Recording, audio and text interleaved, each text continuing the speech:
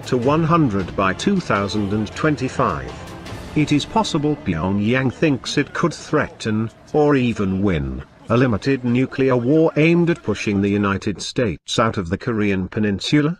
At a minimum, obtaining an ICBM capability could embolden North Korea to pursue more reckless provocations and/or the sale of weapons of mass destruction to other nations and terrorist groups for much-needed cash. The other side of the debate is an argument for deterrence. Even with an ICBM, Pyongyang, whose priority is regime survival, would not commit suicide. Thus, deterrence could still hold. Perhaps. But this assumption rests on dubious assumptions, that the North Korean leadership will share the same concepts of deterrence dynamics as US leaders, that nuclear stability will hold during a crisis, and that North Korea's national security decision-making process is necessarily disciplined, rational and effective. US policies have been aimed at preventing such a predicament from being realized.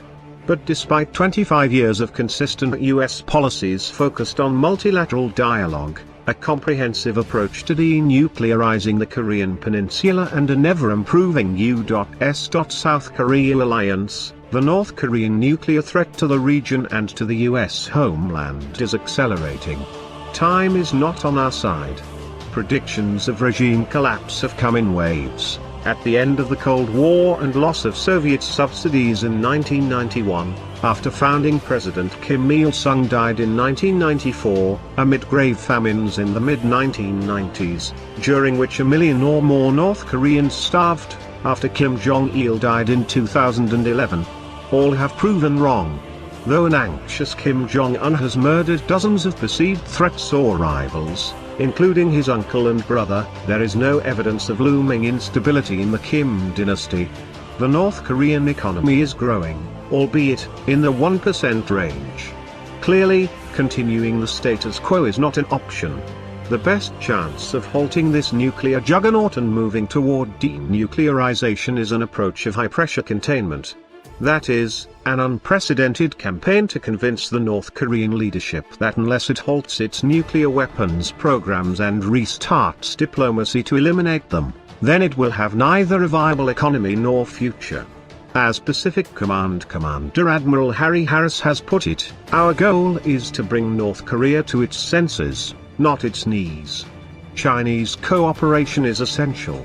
Beijing understands that North Korea will either be a significant source of cooperation or confrontation in a U.S.-China relationship that is being redefined, as the previous bipartisan consensus has eroded.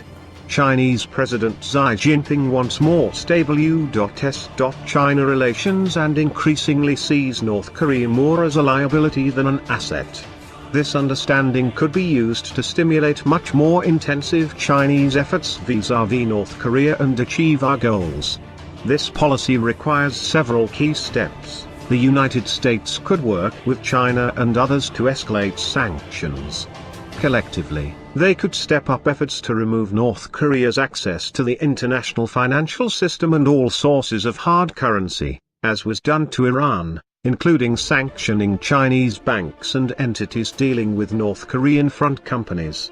They could shut down North Korean operations in Malaysia, China and other nations used to procure missile and nuclear components.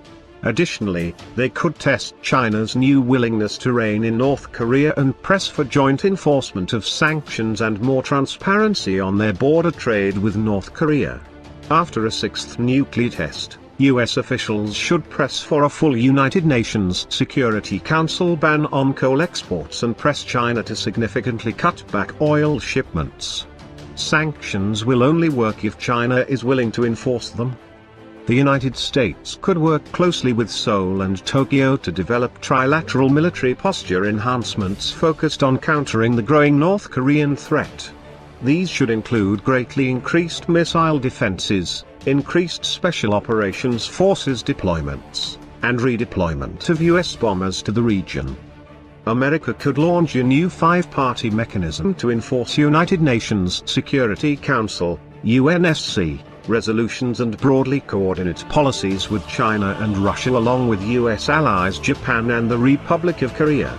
Additionally, America could broadly expand cooperation toward Korean contingencies, for example, humanitarian crises, instability in North Korea, mutual interests in Northeast Asia, for example, civilian nuclear cooperation.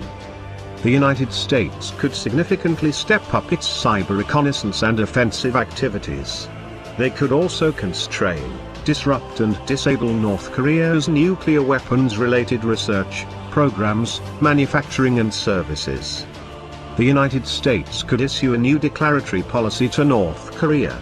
It should include the three no's.